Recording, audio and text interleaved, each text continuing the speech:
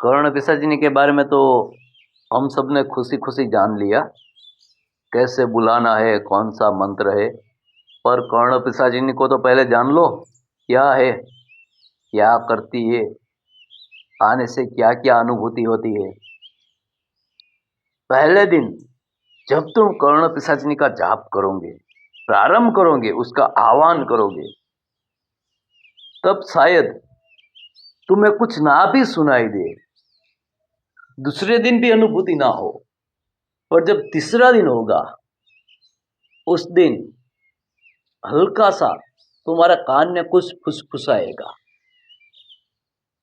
आपको लगेगा शायद हवा चल रही है, पर ये हवा नहीं है, ये आपकी हवा निकालने वाली है।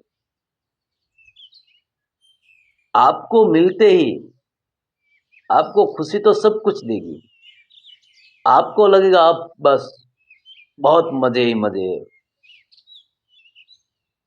पर वो आने के बाद अगर आपने कर्ण पिशाचिनी का एक भी नियम तोड़ा, तो फिर आपको मजे ही मजे नहीं, कर्ण पिशाचिनी को मजे ही मजे है।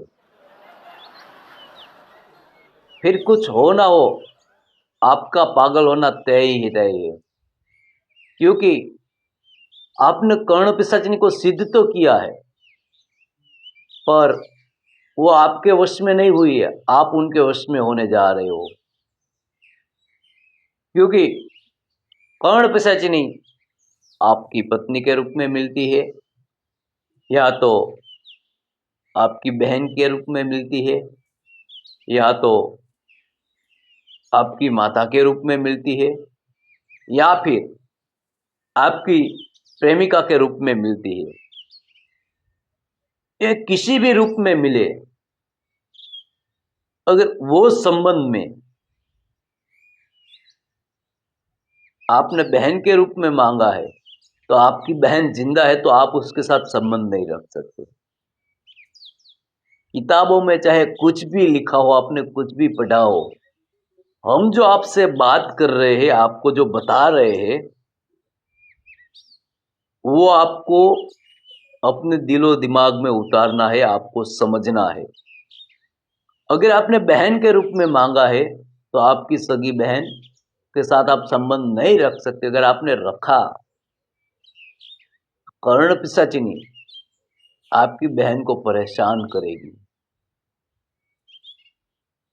अगर आपने पत्नी के रूप में स्वीकारा है, तो आप अपनी पत्नी के साथ संबंध नहीं रख सकते, वो आपकी पत्नी को परेशान करेगी। उसका मतलब ये नहीं है कि अपनी पत्नी को परेशान करने के लिए आप कर्ण पिशाचिनी को पत्नी के रूप में स्वीकारें। वो उसको मार भी सकती है और आप उसका कुछ नहीं बिगाड़ सकते। कर्ण पिशाचिनी सिर्फ और सिर्फ आपको उनका होते हुए देखना चाहती है और किसी का नहीं। अब आपको लगता होगा कि ये कुछ 50-60 हजार या 1 लाख जाप करके आपने कर्ण पिशाचिनी को वश कर दिया, वो आपके वश में नहीं हुई है, आप खुद चल के उसके वश में गए हैं। कर्ण पिशाचिनी को अगर सिद्ध करना है, तो सबसे पहले आपको आपके परिवार को त्यागना होगा।